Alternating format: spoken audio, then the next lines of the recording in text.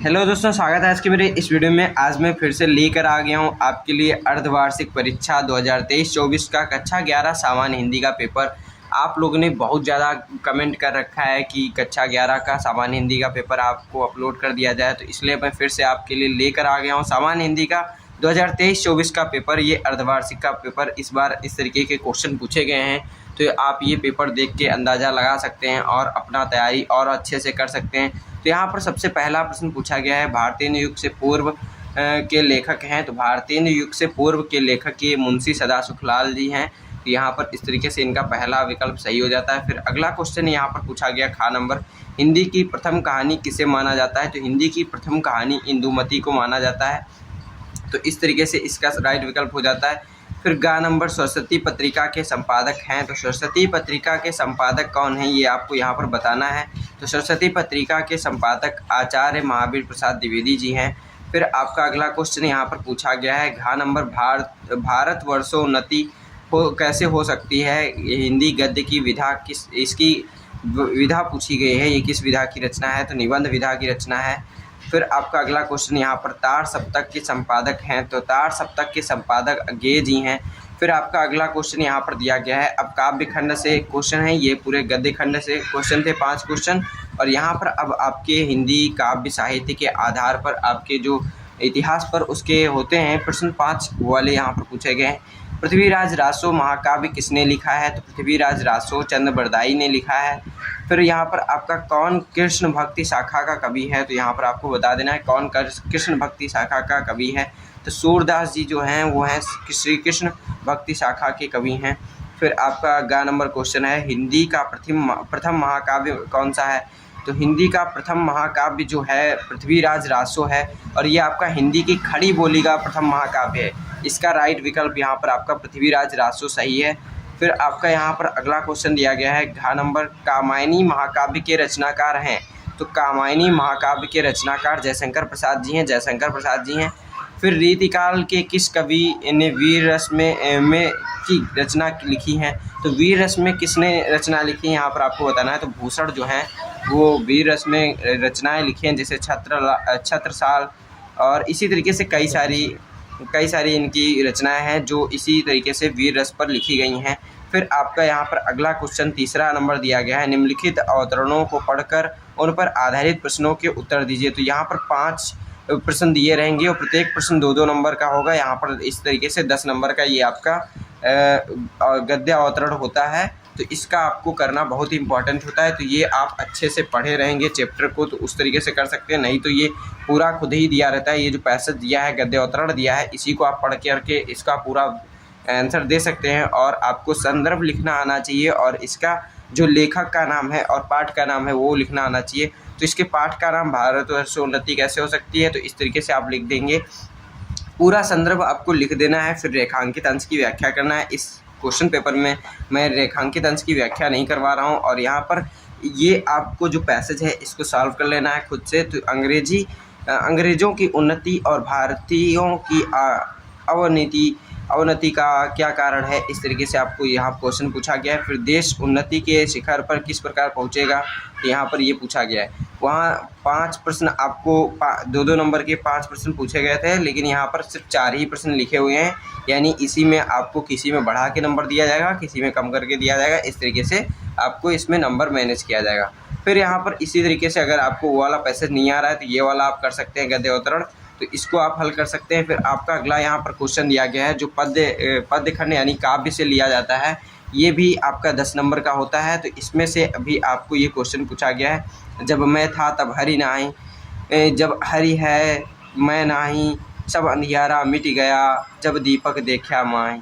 तो इस तरीके से ये आपका हो जाता है, और इसमें भी आपको 5 प्रश्न पूछे गए हैं और पाँचों के आपको उत्तर देना है। तो ये आप देख लीजिएगा। इसमें भी एक अथवा करके क्वेश्चन दिया गया है, इसको पढ़ लीजिएगा। ये क्वेश्चन बहुत ही इंपॉर्टेंट होते हैं, इनको हल करना बहुत ही ज़रूरी है। 10-10 नंबर के क्वेश्चन है। फिर अब हम बढ़ते हैं अपने अगले क्वेश्चन की तरफ। तो ये उसी दूसरे वाले पैसेज यानी पद्य खंड के हैं क्वेश्चन, उनको हल कर लेना है। फिर 5वां नंबर क्वेश्चन दिया गया है, निम्नलिखित लेखकों में से किसी एक का साहित्यिक परिचय देते हुए उनकी कृतियों पर प्रकाश डालना है। तो इसमें से जो भी आपको अच्छे से याद है उसका आपको जीवन साहित्यिक परिचय लिखते हुए उनकी कृतियाँ लिख देना है। तो ये 5 नंबर में है, तो इस तरीके से आप लिख सकते हैं। फिर यहाँ पर आपका इसी तरीके से ये आपके लेखकों का था, तो इसी तरीके से मतलब कि आपके कवियों के भी जीवन परिचय और उनकी साहित्यिक परिचय और उनकी रचनाएं लिखना है। तो इस तरीके से 4 कवियों के नाम दे दिए गए हैं, किसी एक का आपको लिख देना है। तो 5 नंबर आपको यहाँ पर मिल जाएगा। फिर यहाँ पर आपको बलिदान अथवा आकाशदीप कहानी का सारांश लिखना है। तो बलिदान अथवा आकाशदीप जो भी कहानी आपका सारांश अच्छे से पता हो उसका आपको लिख देना है। 5 नंबर का ये भी है। फिर आन की मान नाटक के उद्देश्य पर प्रकाश डालिए। तो इसमें भी आपका इसका जो उद्देश्य है इस नाटक का कि आन का मान नाटक के द्वारा क्या उद्देशित किया जा रहा है, यानी किस चीज़ को बताने की कोशिश की जा रही है, वो आपको यहाँ पर बता देना है। तो इस तरीके से इसका आप लिख लीजिएगा। फिर इसी में आपको अथवा करके एक क्वेश्चन और मिल जाता है, आन के मान नाटक के आधार पर वीर दुर्गादास का चरित्र चित्रण कीजिए। तो आपको इनमें से कोई एक प्रश्न कर देना है। तो इस तरीके से करने के बाद आप देखेंगे यहाँ पर संस्कृत खंड से भी एक अवतरण दे दिया गया है, जिसको आपको ऐसा संदर्भ अनुवाद करना है। तो इसको संस्कृत में अनुवाद करके आपको लिख देना रहता है। तो ये आप क्वेश्चन देख लीजिए, अच्छे से प्रैक्टिस कर लीजिएगा। अगर आपका अभी एग्ज़ाम नहीं हुआ है तो एग्ज़ाम देने से पहले इनका प्रैक्टिस अगर आप करे रहेंगे तो बहुत ही अच्छा एग्ज़ाम आपका जाने वाला है। तो इसी तरीके से अब हम बढ़ते हैं अपने अगले क्वेश्चन की तरफ। तो यहाँ पर आपका अगला क्वेश्चन दिया गया है, उसी में दिया गया है, वो जैसे कि गद्य में दिया था उसी तरीके से पद्य में भी आपके संस्कृत पद्य खंड भी एक दिया रहता है, उसका भी आपको हल करना होता है। फिर यहाँ पर आपका 9वां नंबर क्वेश्चन है, मुहावरों लोकोक्तियों का अर्थ लिखते हुए उसका वाक्य प्रयोग करना होता है। तो अंधे की लाठी, आँख का तारा, ईंट से ईंट बजाना और एक पंथ दो काज। इस तरीके से आपको इनके मुहावरों के अर्थ और लोकोक्तियों का मतलब कि ये लोकोक्तियाँ मुहावरे हैं, इनका अर्थ लिखते हुए इनका वाक्य में प्रयोग करना है। फिर आपका 10वां नंबर क्वेश्चन है, निम्नलिखित शब्दों में से संधि विच्छेद के लिए सही विकल्प का चयन कीजिए। तो हिमालय का संधि विच्छेद आपको बताना है। तो हिमधन आलय, तो इस तरीके से ये आपका सही विकल्प हो जाता है। फिर आपका अगला क्वेश्चन दिया गया, विद्यार्थी का संधि विच्छेद है। तो विद्याधन यहाँ पर आपका अर्थी विद्यार्थी कौन सा आपका ये वाला आपका सही विकल्प हो जाता है। फिर यहाँ पर आपका अगला क्वेश्चन है, उपेंद्र का संधि विच्छेद है। तो उपधन इंद्र ये वाला आपका इसका सही आंसर हो जाता है। उपधन इंद्र ये वाला आपका राइट विकल्प हो जाता है। फिर आपका अगला क्वेश्चन है 11 का नंबर, करुण रस अथवा वीर रस की परिभाषा सा उदाहरण सहित लिख देना है। फिर आपका अगला क्वेश्चन है, अनुप्रास अथवा उपमा अलंकार का लक्षण उदाहरण देना है। तो इस तरीके से ये 2-2 नंबर के क्वेश्चन 3 दिए गए हैं।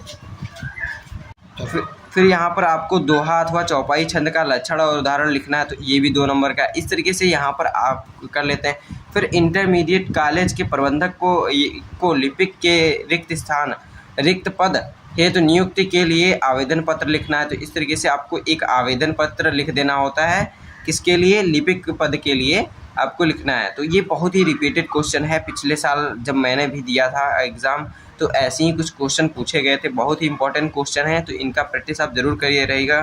फिर यहाँ पर आपको है, अपने क्षेत्र की नालियों और सड़कों आदि की सफाई न होने पर स्वास्थ्य अधिकारी को एक शिकायती पत्र लिखिए। तो आप इन दोनों में से कोई एक कर सकते हैं, 6 नंबर का है ये। फिर आपका अगला क्वेश्चन है 13वां नंबर, निम्नलिखित विषयों में से किसी एक विषय पर अपनी भाषा शैली में निबंध लिखना है। 9 नंबर का है, अपनी भाषा शैली में इनमें से किसी एक पर निबंध आपको लिख देना है। तो जो भी आपको सरल लगे उस पर निबंध आसानी से लिख दीजिए और इसको 2 से 3-4 पेज जितना भी आप लिख सकते हैं उतना लिखिए। बहुत ही इंपॉर्टेंट क्वेश्चन है, 9 नंबर का क्वेश्चन है। तो ये पेपर इस तरीके से ख़त्म हो जाता है। अब हम मिलते हैं अपने अगले वीडियो में, तब तक के लिए धन्यवाद।